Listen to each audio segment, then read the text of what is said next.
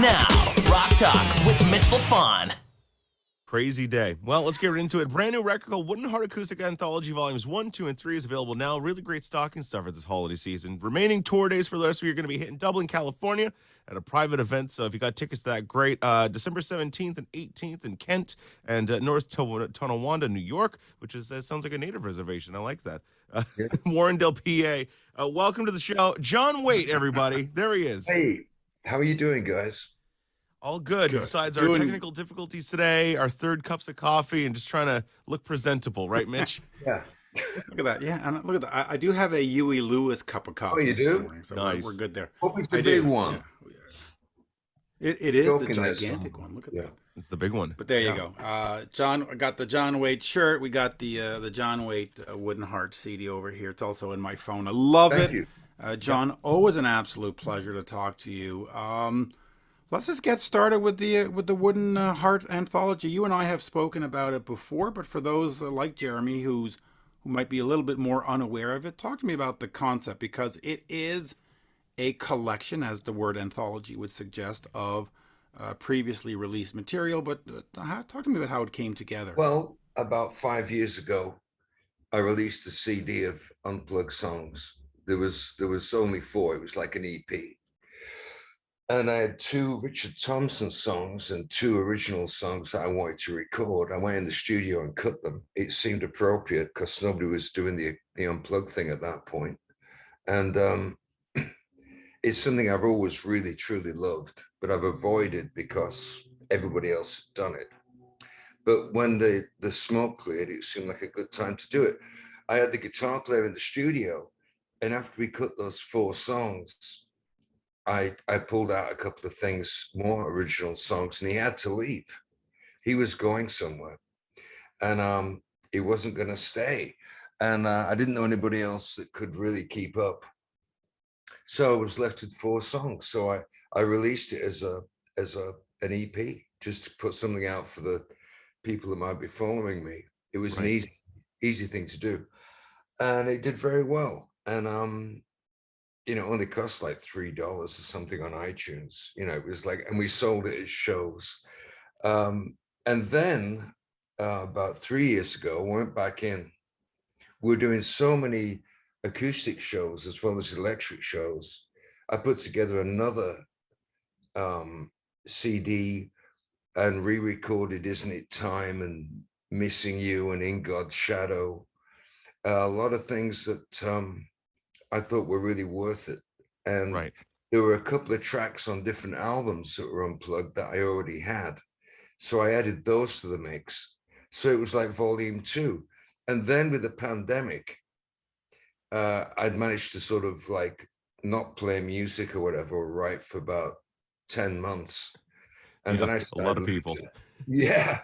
And I started losing it. I just like, I was just like, enough, So I went back in the studio to start an electric record, and I couldn't get it to swing. I don't know what was wrong. It just sounded like it was dated or something. And before I left the studio, I thought I didn't want to leave empty-handed. So I cut all these acoustic songs again. I started off with the Dylan song, Not Dark Yet. And it kind of moved me. It really moved me that I was taking on something that was so huge. It wasn't just like an average song. It was a song that had real muscle and had many sides to it. And there's only a couple of people that had actually taken it on. Eric Clapton, Shelby Lynne. It was like, but I did it, and I stood back, and it made sense to me. And I realized I'd come a long way as a singer, and I'd come a long way as someone that might interpret somebody else's songs. I mean, it was an original. It wasn't like his version. You should never cover something and just do the original again. Right. And I fully agree with that. You got to give it your own energy. Yeah, totally. So I put my own, and I had a high regard for myself. Suddenly I thought, well, this is good. You come forward from last Did you surprise yourself while you were doing it? Yeah. And if you do, that's the good news. I mean, it's like if you're just doing the same thing over and over again and you think you've got an audience that you're singing to, I think you're going like a rat in a wheel, Right. So I picked some of the most lyrical songs like I-95 and more. And I added I'm So Lonesome I Could Cry from Temple Bar, and Girl from the North Country, another Dylan song, from The Hard Way. And I had another CD. And so I think inspired by Dylan's bootleg series 1, 2, 3, I decided I had nothing to lose in putting the whole thing out in 3 CDs and capturing a moment. And for the people that had missed it, it would make it available. It didn't cost the earth. It was something I could put out. It wound up being distributed into Target, which was good news, So it's in Target, signed copies in Target. And you can get a signed copy from John Waite worldwide, or you can come to the shows and get a copy. But it's out there in the world. I mean, the Target thing was good because it means we're legit. It's not like a homemade thing. It's like out there competing with everybody else. You're competing with Taylor Swift and Justin Timberlake. Let me let me ask you this. You came from, of course, well, you started with the Babies in the 70s, but in the 80s, you came from that time where we really started to get into production and a lot of keyboards and a lot of drum machines and a lot of stuff going on, a lot of candy going on. Yeah. What's it like for you to strip back the songs and just have them acoustic? Do you like that sound, that timbre? Do you like that performance and the way they come across? Or once you have a moment, you want to get back in the studio and let's candy it up and let's throw all kinds of stuff on there? Get some cannonball snare on that. Yeah, no, exactly. No, I could never stand keyboard bass. And all my instincts coming from the blues and country and folk are to keep it naked. Bands like Free that were a huge influence on me, or the Stones even to a large degree. It's just what it is in the studio being played. It's the conversation between the musicians being recorded. If you separate that and re-record them to make it all perfect, you lose the soul and the swing of the track. Yeah. Obviously, I tried in the 80s to keep as much of the live performance as I could. But something like Times Are Hard for Lovers, which I wrote with Desmond Child, it's just Desmond produced it, and it's just like, and I'm sort of bemused. I'm bemused in the studio. Like that's it. We love Desmond. Desmond does great work. Yeah, but he likes the candy. He likes it sugary sweet. He does. It was beyond me. But working with somebody like that, you don't want to rein them in.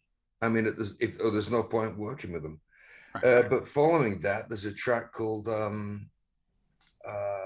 Act of Love, which is pretty much live in the studio, and it got better reviews. So I mean, you worked. I mean, it's like watching the Stones do Dirty Work, that album they made in the 80s, and they're looking around. They're trying to find a new way of saying it, and they can't go back to being the Stones that were on Sticky Fingers. Right. They're trying to be of now. I mean, there's no point in being retro. That's been done. Well, you have to see the future and kind of arrange the pieces to move into new areas. You can't just be a classicist, right, and bore everybody to death. But was there a pressure in the 80s? Did the record company come to you and say, listen, that's a great single, but we need a little bit more production to get it on radio? You really need to go back in there and add a few. Well, no, I think that's been said to me. Okay. In the 80s, and I, like you said, and I didn't make the changes for the A&R guy. I just didn't. And he was pissed, Where are my changes? He said to me over dinner, where are my changes? And I said, like, you didn't write the song, I did. Right. And yeah.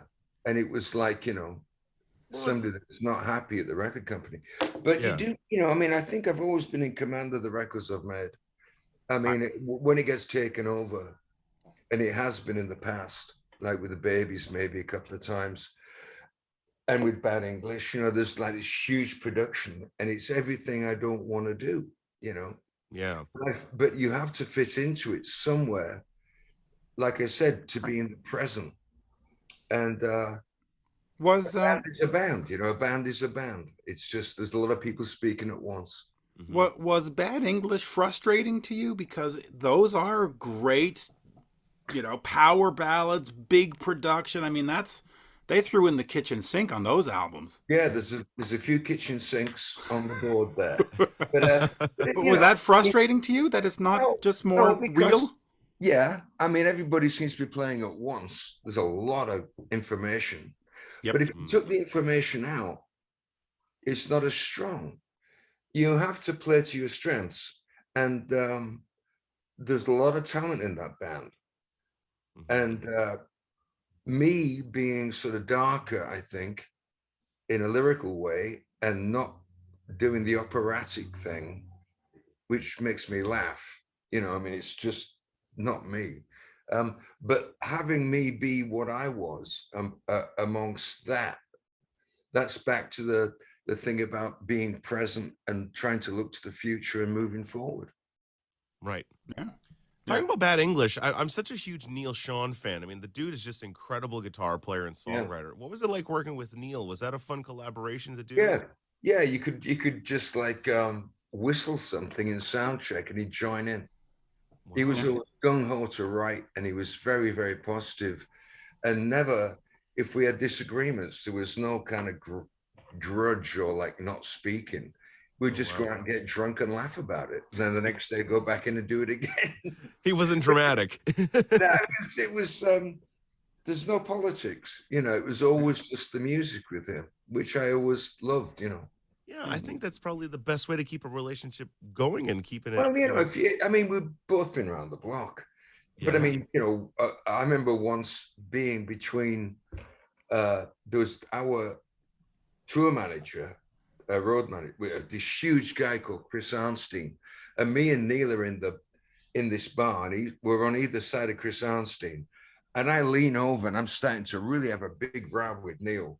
And then he's shouting about it. We try to get at each other in this bar. And the tour manager put me in a headlock and Neil in a headlock at the bar. And then we all started laughing.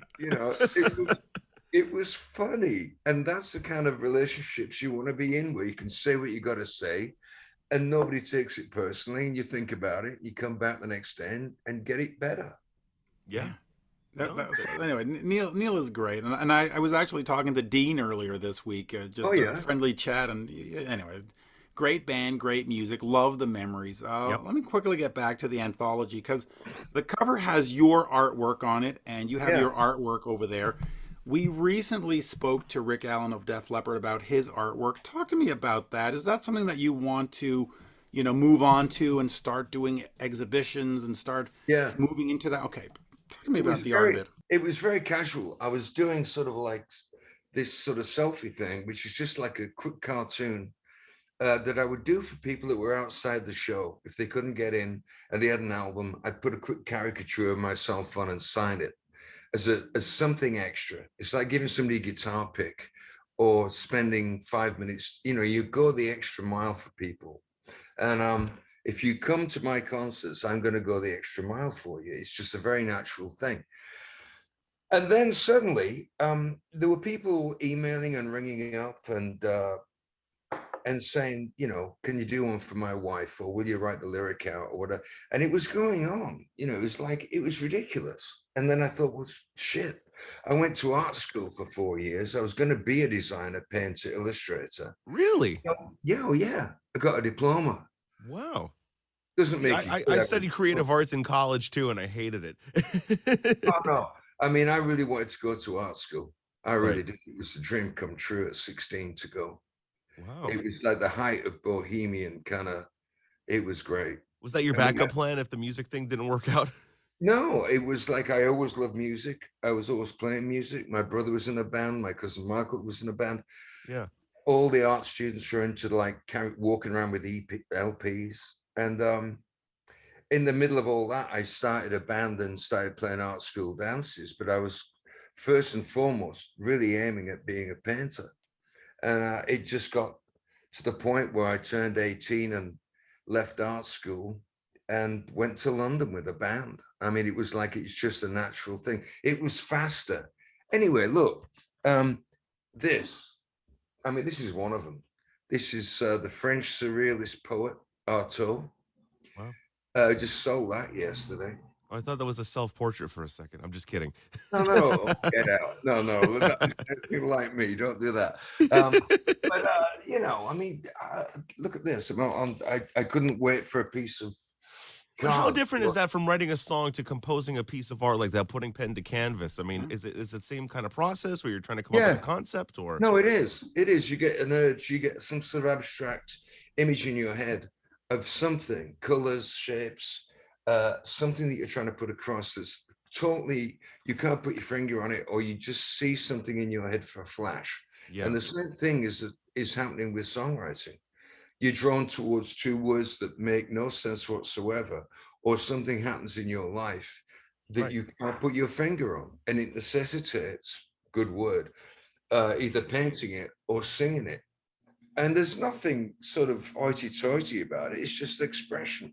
Right. It's like I like to read, and because I'm curious about all sorts of things, you know. But I mean, as for the art thing, on John Waite Worldwide, there's like an entire, I mean, I looked at it yesterday, and we've sold maybe 200 pieces, and that's before you even get to what we sell on the road. Some of it's just abstract, some of it's portraiture of different people, some of it's the selfies. We put up 4 yesterday and sold them immediately. I mean, it's like, and yeah, when the road becomes too much, or if the pandemic kicks back in, or if it's going to be the end of the road for music touring, because now there's some bad news today about another strain of the COVID. Yeah, I know. Saw that. Big time. Saw that coming. I'm going to go back to painting. You know, it's something that I'm really interested in. Yeah. Yeah. To go back to the record really quickly, you talked about capturing a moment, and especially when you're doing covers, you don't necessarily want to just recreate what was already on record. You want to kind of make it your own. When you're sitting there and you're recording, I mean, are you going to do, is it just like a one take cut off the floor kind of thing? Or are you doing multiple and then you're going to try and go decide which take you prefer? No, a lot of it is just one take, because once you start at one end, again, it's like a painting. You put in a thing here that must be followed by this. And that's why you would do this. And you wouldn't repeat that, you'd go somewhere else. If you start going in, I mean, you do correct odd bum notes if you know, you do something that you think is completely wrong. Of course. But the rule of thumb, the gateway to it, the key is to keep it as live as you can. And the performance is everything. And when I started out, I was dealing with producers who would cut the drums in perfect time. Then I would put the bass on in perfect tune and time, not really playing to anything but what I heard in time. Then the guitar player would put the rhythm guitar in. Then they'd put a fucking 12 string in, and then it'd be synthesizers, and then it was like, get out, you know. With the thing that's great is that even when you fuck up, it's authentic. Yeah. And if you don't go for being authentic, you're creating something that's plastic. Yeah. And the human spirit doesn't react to that. I mean, I'm sure that we all sort of move pieces around to make it as good as it can be, because you're not there in person. Right. You're trying to recreate that moment of creation. But man, if you turn away from that, you turn away from the very essence of what it is to people. No, totally. And it's like, it's kind of even translated to the live show these days, because it's like so many shows are just run by the show computer and Pro Tools, and it's like, you know, it leaves no room for improvisation at all. It's just so mechanical now. I know. It's like the song's going to be 4 minutes long and it's going to stop dead. You can't jam with it or try anything different. You know, ouch. I mean, wow. Well, we won't mention the band, but we saw a band 3 times in the summer of 2019. They started at 9 on the dot, and at 10:40 they stopped in all 3 cities. it was Yeah. magical how it just. Yep. Well, Flowed. just Pretty about much the same banter every night too, you know? Yeah, but every arena rock band, every single one of them is doing that. Yeah. It's corporate, it's big business. People are making money. They By the way, let me embrace. ask you, how do you view that though? Because, you know, we have the grid and the Pro Tools and the whole thing, but when fans are paying $300 to go to the Staples Center or the Bell Center or the whatever, don't they deserve a perfect show? Like, do you really want to go home and as an artist, do you want to face the onslaught on Twitter and Facebook of, Yeah, oh, I he was do. horrible last night? No, I do. Yeah, If you there don't is, mind that? if you're not gambling, if you're not rolling the dice, that's a bit cliche. But if you're not going out there for that spontaneous moment, every room is different, every audience is different. The band's in a different mood. We've come a different distance to get there. Somebody didn't get any sleep. You know, it beats you up the travel. But you go on stage, and it all coalesces, all the energy and the personalities, and you create something that's just out of. It's like a wild horse, man. Yeah. And that's the magic of what you do. When I was a kid, I would go and see bands at the local university. I saw Free, The Who. Oh, geez. I mean, I Wow. saw all the great bands. They'd come Yeah. on Friday or Saturday night and blow your socks off. But if they'd had too much to drink, or if they were stoned, Yeah. they Which might was do- always. Yeah, they were. They might do a Sam Cooke song second, or a Van Morrison song, or an old blues. They would just be in the moment. I've heard bootleg tapes of Free playing their hits, and they're almost playing the lick backwards. You know, I mean, and they're having a great time, and they're going somewhere that's like, without that, it's not music. Yeah. And You can't, yes, I appreciate that it is big business, and yes, I get it. And if you want to go and listen to somebody lip syncing and looking all pained playing the keyboards when they're not really playing, yeah. good on you. If that's what you like, there's room for everybody. Well, Look what I'll tell happened you, to country. there- Look what happened to country music. There's Yeah. now synthesizers in country music. Well, it's Def Leppard with a fiddle. You can thank Mutt and Shania for that in the late '90s with those records. You know? 100%. And you know, but also I also think modern country music sounds the way it does is because the rock bands don't want to sound like that. If you listen to today's pop country, you know, you listen to Florida Georgia Line and all those guys, or even Luke Bryan, it's basically 1987 arena rock, but on country yes. radio. It's You know? Bon Jovi with a fiddle. That's what I've always said. Yeah. Whoa, that's good. Yeah. That's good. But I mean, yeah, I mean, there are people that I started out thinking were really the real deal. And they knew, there's one guy in particular, and he's just released a record. And he's got the hat on and the low voice and the denim shirt, and he looks like he's been up for 3 weeks. And he's a hard living cowboy on life's highway. Yep. And the fucking record is all samples, it's auto-tuned, and it's made to be sold to an audience. Yeah, it's no longer 3 chords in the truth. My dog Yeah, ran no, it's away. not. My It's- wife divorced it's a me. ve- My beer's yeah. gone. Yeah, yeah. Somebody shot my dog. That's the one. It's no longer that at all. But maybe that's where country's supposed to go. Country is the voice of the people. How many Yeah. people now live on farms and work the land and drive into town on Friday for a beer and to go and watch a band and do some dancing? Yeah. You know, how many people go to the Ryman to see some old-timey music? Not many. It's a different generation. And you cannot keep going back to the past and saying, this is the deal. Like I said before, you have to be in the time you're in and move forward and represent the people who are dealing with the economy being upside down, COVID, having families they can't support anymore because of COVID and people going out, you know, just the world changing. You have to be, it's an honor, it's a point of honor. You have to represent what's out there, or you're not being an artist. And it draws you into a world that is now big business, and you've got to be very careful. Yep.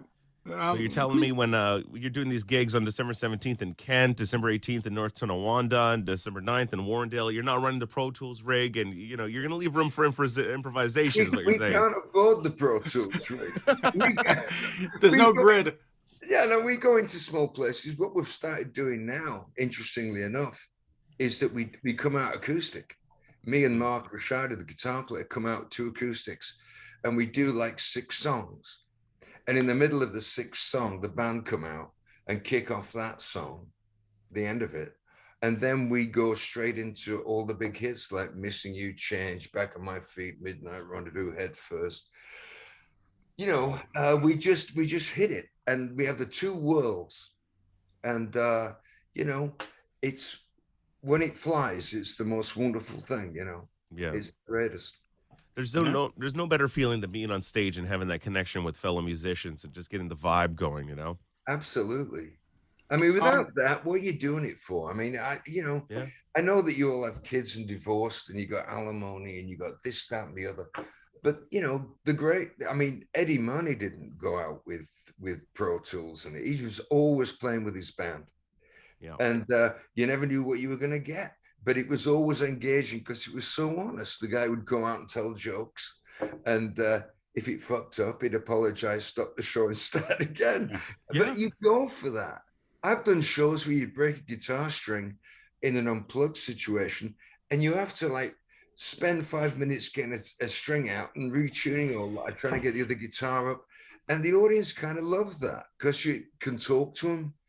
And you're there. You're not. It's a moment, really. It really is. And when that goes, you know, I don't want to get any bigger than I am at the moment. I mean, it's just like we play to 500 people maybe a night, and sometimes we're at a festival where it's about 6,000, or we've just gone out with Neil Giraldo and Pat Benatar, and we're playing sometimes unplugged. It's like 4,000, 6,000, and it works. Or we come out doing the unplugged thing and then do the electric thing. But people respond like you wouldn't believe, because there's a conversation, there's a giving of something, you know, that seems to be absent now from so many bands. Yeah. You know, if somebody leaves the band, they get somebody in that sounds like it. What the fuck is that? Yeah. I mean, really, isn't that obviously just playing the audience? Yeah. Mm-hmm. Yeah. You realize you figure that most casual fans won't even notice the difference, and a lot of them don't. Yeah, it's just like they don't care. Well, listen, when in 2009 I went to see Kiss with my brother, and they had long changed their members, and he says to me, "What was with Ace tonight?" And it's like, Ace? He hasn't been there in a decade. Like, what the? But he had the makeup on, and you know, and it was just like, okay, I guess he fooled my brother, which I thought was kind of surprising because he's pretty up on the rock stuff. But well, you know, it works. Well, Peter seemed to have a lot of energy tonight. Oh, that wasn't Peter. I know.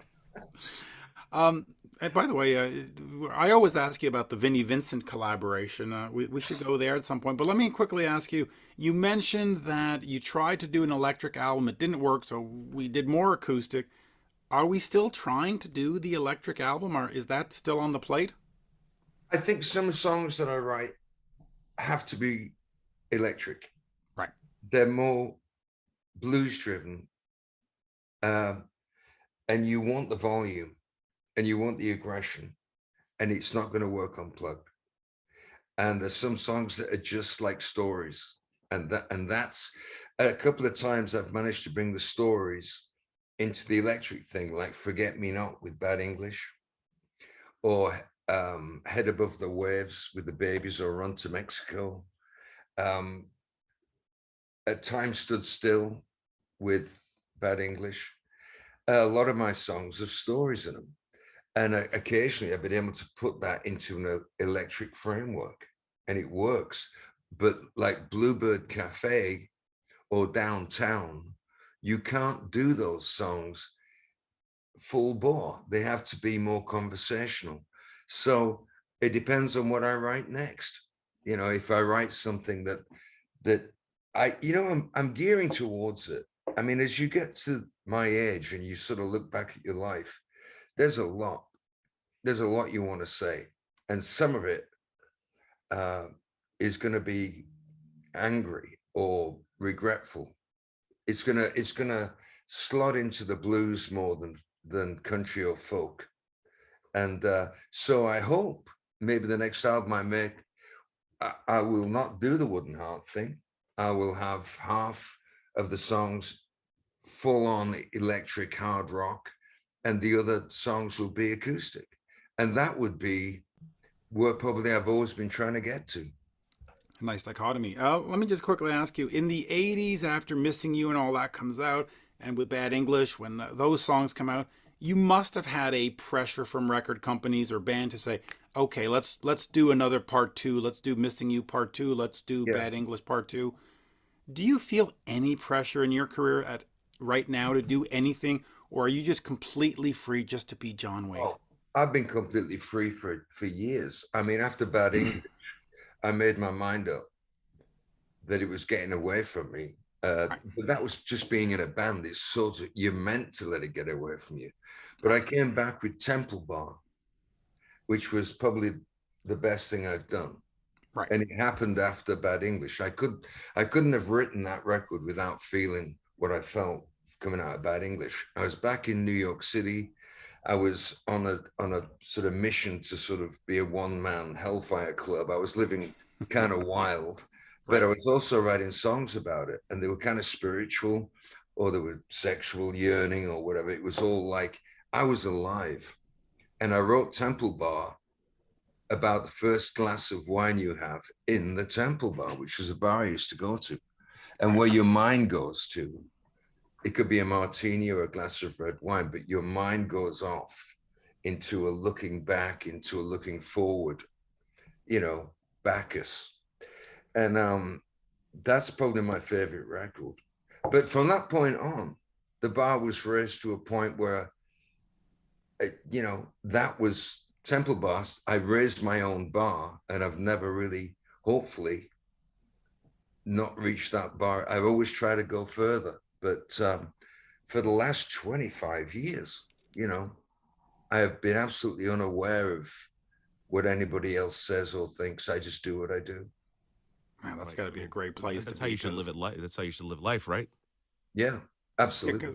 Because it's got to be so frustrating when they go, I need, Missing You part two. And you're just like, Oh man, oh, I knew that was coming. I mean, Yeah. that was lightning in a bottle. You know, Yep. it was made up on the spot. I made the lyrics up on the spot, the melody, and it was there, and I knew it was number one, and I ticked that box before I even left the studio. I knew it was number one. I knew my life was going to change completely. I'd been looking for that key all my life, for a song that wasn't overly commercial, that was that honest, that had integrity, and it had the balls and the vulnerability of a hardcore song. It was just perfect. But when it got to number one, that world is a world of spotlights, red carpets, friends you don't really know, people knocking on your door you don't really know. The phone rings all the time, and somebody picks up and it's trouble. It's just like, Jesus Christ, is this it? But I had the wonderful thing of going to number one, and I thought at that point, I've written my own ticket. I don't need to do anything really again. It's like Tracy Chapman with Fast Car. Yeah. You get a song that beautiful, and it's perfect. Do you write, Slow Car? Somebody at the record company says, I've got this idea, Johnny. You got to write about a, whatever. So your next song should have been called "I Found You." That should have been the next song. Yeah. No, but it's in a sense you just described a very spiritual moment that you hit the sort of nirvana, and right away they strip the whole spirit out of you and say, "Fuck it." You get that. I think Ian Hunter said it about he was looking at the marquee of Hammersmith Odeon in London with Mott the Hoople. Yeah. It just got to like number one or whatever with all the young dudes. And he's looking at it, and he said to himself, is this it? Because all the fun you have getting there is the best it'll ever be. And unless you're an egomaniac and a sociopath, getting there is a whole different deal. And if you really want to, I can talk about myself here. then I'm going to go to UPS and get some artwork sent out, and I'm going to go and probably, you know, have fish and chips and a pint of Guinness. I don't know. I got the day off, But but you it's know, I mean, that philosopher Kierkegaard who said that the anticipation is greater than the get. wow. Well, you should ask my girlfriend about that. You know. Yeah. The chase is always better than the catch. Yeah. No, look at this. I got Freud for beginners. So I'm see? reading this at the moment. This is an eye-opening situation, friends. Well, head over to Soren Kierkegaard, the Danish philosopher, because that whole anticipation is greater than the get is really true in life. About Christmas, about the girlfriend, about the Well, you're waiting for, you know. yeah. But if you step into the moment, much like the music, and you don't fantasize, or you go, if you don't stop reading the book, kind of thing, if you keep turning the pages, it's going to be wonderful. But if you start exaggerating, I mean, enough is enough. Great band, by the way. Yeah, yeah, yeah. But But there I mean, you go. You know, that's I'm getting philosophical here, but that's how I see it. Yeah, absolutely. Well, hey, Said it all. you said it all, my friend. This is great. Thank you so much. Well, so is it still technically brand new? I mean, it's not a year old yet. You still can No, say that. I think it's about 6-7 months. Is it 8 months? I believe it came out in June, if I'm not mistaken. Because I got it over the summer, and I bought it from the website. In fact, I bought it live while we were doing an interview, and then I bought it while we were doing the interview, because you know. That's why we're here today. You're a good guy, you know. That's right. You gotta support your artist. You just gotta.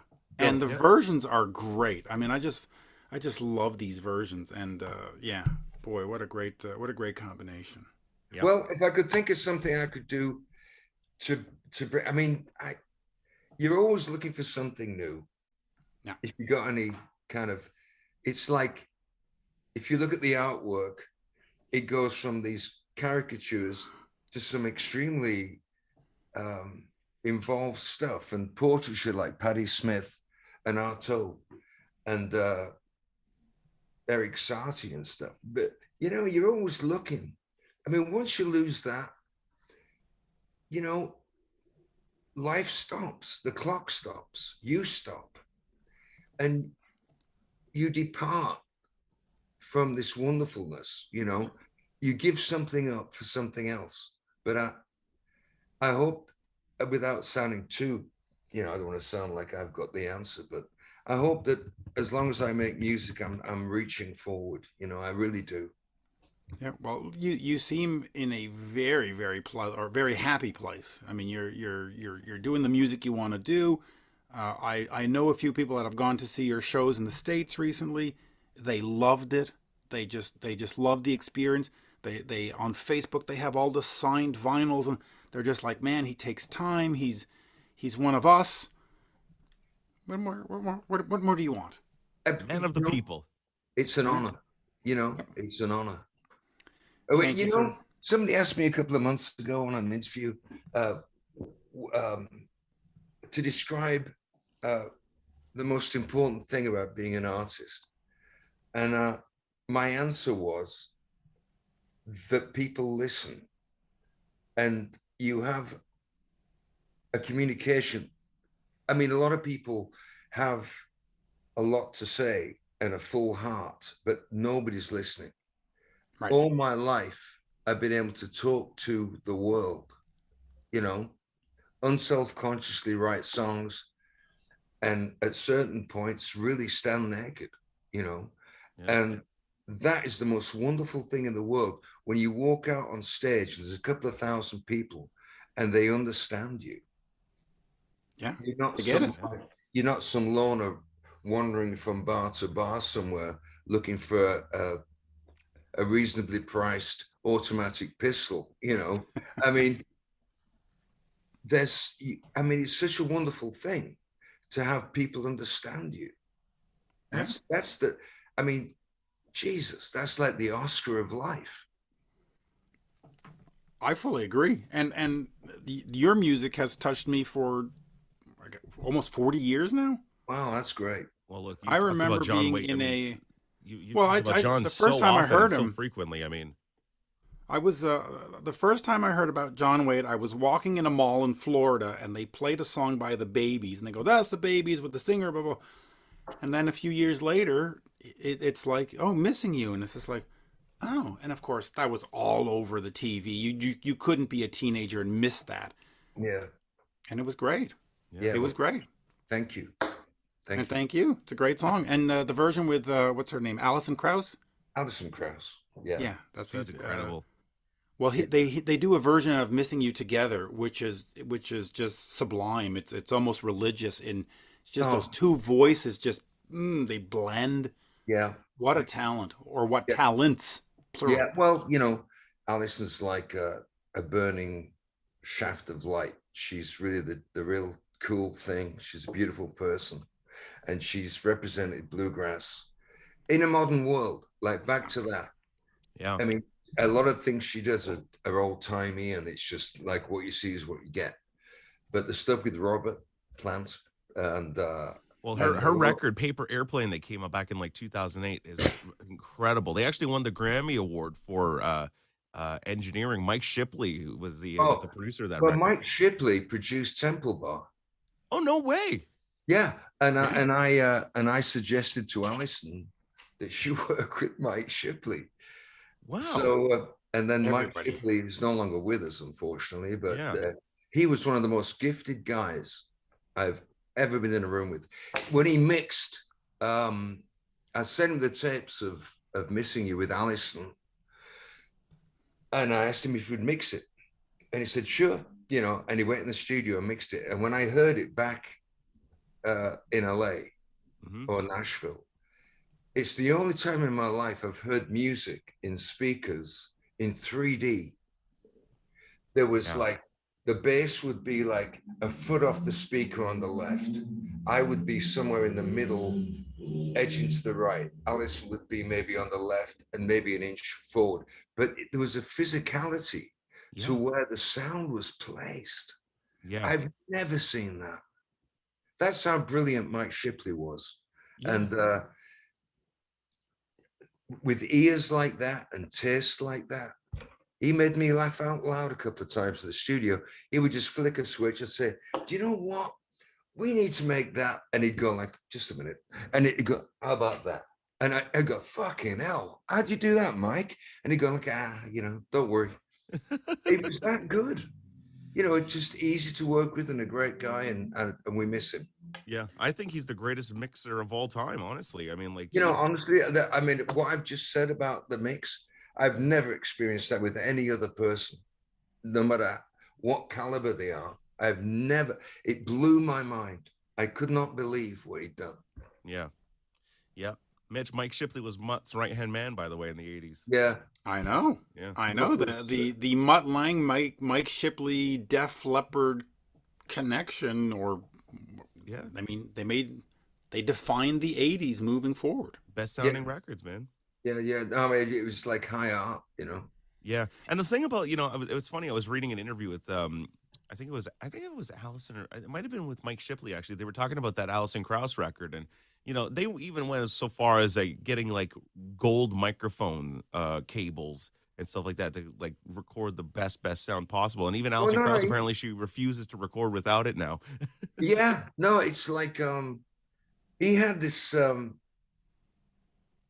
compressor that he used for the bass, and the bass suddenly became like an acoustic bass, like on Transformer, David Bowie working with Lou Reed.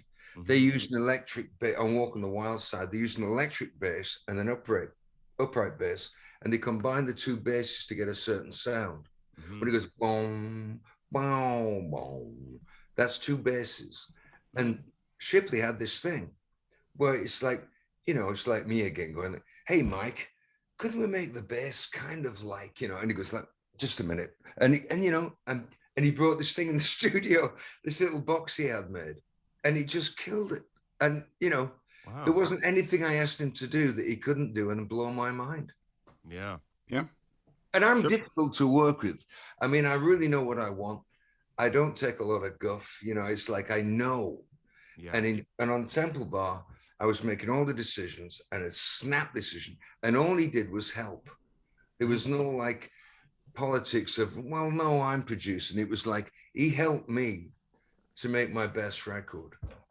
Yeah. And I think at the end of the day, that's how it should be, right? I mean, the artist should be the one giving you the direction, saying, well, this is what I want. You're hired to help me realize that. Doesn't his elbow. I mean, if you've got 12 songs, you're under a lot of pressure and you have to cut them all. And you can, you know, I think sometimes a voice of reason is really what a producer is, you know. Yeah. You need this, you need a song that's going to bridge those two. We need you to sort of sing this in a more aggressive way, or don't overdo it, you know, relax, you know. And if you get somebody that's like a soulmate or somebody that sees you clearly as you see yourself, you're going to make a really good record. And if you got somebody in there that's trying to take over and call the shots, I suggest you get up and leave and cut your losses and go and do it yourself. Yeah. No, well, I mean, sometimes you need that, though. I mean, if you're a rookie band who's never really been in the studio and CBS just plunked out a bunch of money, they should have a right to say, okay, do this, do that. But when they got to your part with Temple Bar 95, I guess it was. Yeah. You don't tell John Waite anything. It's like, listen, well, no, do what you can't. I'm sure that they respect that at this point, but I don't deal with those people. Yeah. You know, I know people who are technically so far forward now that are virtually friends, you know. And if I'm in the studio, I already know I'm going to make the call, you know, to those people. I mean, you could say that's A&R. A&R is artist and repertoire. You know, that's what an A&R guy does. He gets involved, and sometimes he shouldn't. But I mean, sometimes the band, like you say, they're just young and they haven't a clue, you know. Yep. Totally. Well, there we go. Well, rest in peace, sir. Mike Shipley. Thanks for the music. And John Waite, man. Geez, absolute pleasure to talk to you today. This was really fun. Well, I enjoyed the questions. And, you know, obviously you know what you're talking about. I mean, it's like, it's not so rare now. I've been doing a lot of interviews on the back of Wooden Heart. A lot of people I talk to are really smart. You know, it isn't like, hey, Johnny. Wow, you mean nobody's asked you who your cutest bestie was? What? Nobody's asked you who your cutest bestie was? Oh, yeah. You know, I mean, oh, God. But, you know, people really, maybe it's the age group, you know, we know a lot, but some of the conversations get really intense. Yeah. And I don't even bother if it's going to be a, you know, offensive or, I mean, the more I look at the news every day and the woke thing and some of the madness that's going on in the world right now, it's fuck off, you know, either be straight up, tell the truth, be positive, and either make a difference or shut up, you know. It simplifies everything to live in a world like we live. I agree. I'm with you on that. And for the folks that don't have a Wooden Heart, the acoustic anthology, which I can sort of show you here. There it is. It is worth the price of admission. I bought this copy, and I'm proud that I bought the copy. It was worth every penny. Ticket covers the entire seat, but you'll only need the edge. That is true. That was great. That was great. I like that. That is true. Thank you, All right, sir. John. Well, always a pleasure. Thanks a lot. It was great to meet you. And you too. Thanks very much for everything. Have a really wonderful Christmas and take care and be well. Back at you. All right. Cheers. See you later. Bonsoir. Thank you. Bye-bye.